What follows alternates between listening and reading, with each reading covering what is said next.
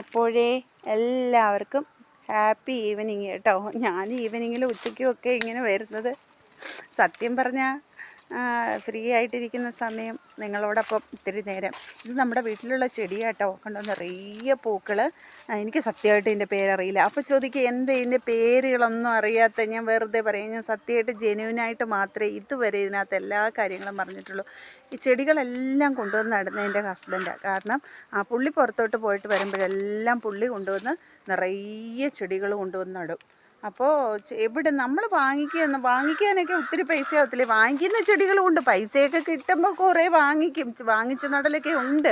എങ്കിലും കൂടുതൽ ഇങ്ങനെ ഏതെങ്കിലും വീടുകളിലൊക്കെ പോകുമ്പോൾ പുള്ളി പോകേണ്ട ആവശ്യങ്ങൾ വരാറുണ്ട്. അപ്പോൾ പോകുമ്പോൾ പുള്ളി കൊണ്ടുവരുന്നതാണ് ഈ ചെടി. നല്ല രസമല്ലേ നമ്മുടെ മുറ്റത്ത്.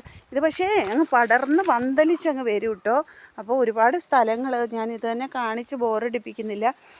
ഇത് നമ്മുടെ എന്താ പറയുക, സീഡ്ലെസ് ലെമണാണ്.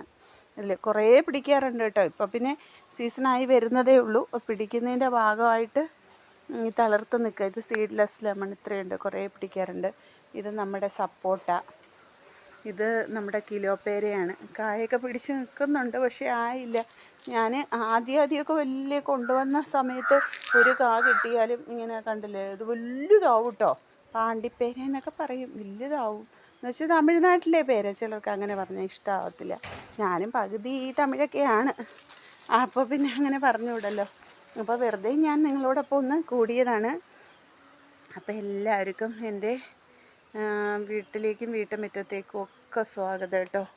കുറേ ചെടികളുണ്ട്. ഇതൊക്കെ നമ്മൾ കൊണ്ട് നട്ടാൽ ഇങ്ങനെ ഒരിടത്തുനിന്നൊക്കെ അടിച്ചു മാറ്റിക്കൊണ്ട് വരികയെന്ന് പറഞ്ഞില്ലേ, അങ്ങനെ കൊണ്ടുവന്ന് നട്ടാട്ടോ. അങ്ങനെയൊക്കെ കൊണ്ടുവന്ന് നട്ടാലേ കിളിക്കുള്ളൂ. അപ്പോൾ സബ്സ്ക്രൈബ് ചെയ്യണേ, മറക്കല്ലേ, ലൈക്ക് ചെയ്യണേ.